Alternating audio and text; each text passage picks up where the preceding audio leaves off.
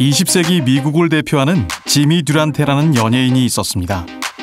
그는 희극 배우이자 가수, 피아니스트 등으로 활동하며 20세기 중반 큰 인기를 얻었습니다. 어느 날 한 공연 기획자가 그에게 제2차 세계대전 참전 용사들을 위한 쇼에 출연해 줄 것을 부탁했습니다. 하지만 이미 스케줄이 꽉 찬 듀란테는 기껏해야 단 몇 분만 시간을 낼 수 있었습니다. 기획자는 당시 최고의 인기를 누리는 듀란테였기에 잠깐이라도 출연해주면 대성공이라고 생각했습니다. 듀란테는 무대에서 간단한 원맨쇼를 진행하고 내려오기로 약속하고 무대에 올랐습니다. 그런데 무대에 올라간 지 한참이 지나도 쇼는 끝나지 않았습니다. 객석의 환호는 이어졌고 듀란테는 30여 분을 공연한 후에야 무대에서 내려왔습니다. 듀란테는 당시의 무대를 이렇게 회상했습니다. 화려한 무대도 많은 돈을 받은 것도 아니었습니다.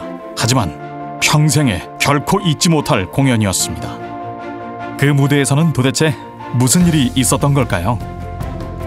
무대를 마치고 관중들의 우레와 같은 박수와 환호를 받으며 듀란테가 백스테이지로 내려오자 기획자는 그에게 다가가 물었습니다. 나는 당신이 몇 분 동안의 짧은 원맨쇼만 하고 내려올 줄 알았는데 어떻게 된 일입니까? 그러자 듀란테가 미소를 지으며 대답했습니다. 저도 처음에는 그럴 생각으로 무대에 올랐습니다. 하지만 저기 무대 맨 앞줄에 앉은 사람들을 보세요. 듀란테가 가리키는 곳을 바라본 기획자는 순간 가슴이 뭉클해졌습니다. 그곳에는 각각 한 팔을 잃은 2명의 참전 용사가 앉아 있었습니다. 한 사람은 오른팔, 다른 한 사람은 왼팔. 두 사람은 남아있는 팔을 들어 함께 손바닥을 마주치며 듀란테에게 박수를 보내고 있었습니다. 저분들을 보면서 제가 어떻게 내려올 수 있었겠습니까? 많은 돈을 받는 공연도 아니었습니다. 단 몇 분만 출연하기로 계약도 되어 있었습니다.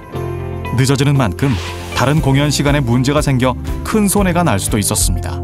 이성적으로 생각하면 듀란테가 자신의 시간을 이렇게 할애할 이유가 없었습니다. 그럼에도 듀란테는 자신의 시간을 이곳에 더 쏟았습니다. 듀란테의 마음을 움직인 것은 무엇이었을까요? 그것은 바로 감성이었습니다.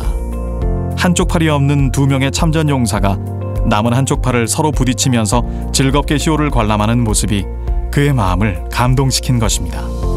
자신을 향해 환호하는 2명의 참전 용사를 보며 그는 무대를 멈출 수 없었습니다. 그리고 그 환호에 화답하며 무대를 이어갔던 것입니다. 이것은 주류 경제학의 관점에서는 이해할 수 없는 행동입니다. 주류 경제학은 인간을 합리적이고 이성적인 인간이라고 전제하기 때문에 이익에 위배되는 행동을 하지 않을 것이라 생각합니다. 하지만 행동경제학의 등장 이후 인간은 오히려 감성적 존재라는 사실이 증명되고 있습니다. 즉, 감정이 먼저 움직이고 합리적인 판단은 나중에 따라온다는 것입니다. 이런 현상을 미국의 사회심리학자 조나던 하이트는 감정이라는 꼬리가 합리적인 개의 몸통을 흔든다라고 설명합니다. 이는 방문 판매 예로 생각해보면 쉽게 이해할 수 있습니다. 방문 판매를 하는 사람이 우리 집을 찾아왔다고 상상해봅시다. 우리는 먼저 판매원의 첫인상을 보게 됩니다. 그리고 그와 대화를 할지 말지 결정을 합니다. 그런데 이때의 판단은 매우 빠르게 진행되며 이성적인 판단 과정이 아닙니다. 오직 판매원의 인상만 보는 매우 감성적인 결정이죠. 만약 이때 판매원의 첫인상에 호감이 가지 않으면 그것으로 끝이 납니다. 하지만 판매원에게 호감이 가고 다시 대화로 이어지게 된다면 그 다음에야 물건을 구매할지 말지에 대한 판단을 내리게 됩니다. 그리고 이때 비로소 합리적인 이성적 판단이 관여하게 됩니다. 결국 호감이라는 감성적 판단이 먼저 되어야만 물건 구매라는 이성적 판단이 가능해진다는 것입니다. 지미 듀란테가 무대에서 했던 판단 역시 이성적 판단이 아니라 순간적인 감성적 판단의 결과였습니다. 듀란테의 일화는 우리에게 2가지의 교훈을 줍니다. 하나는 인간은 감성의 영향을 크게 받는다는 것입니다.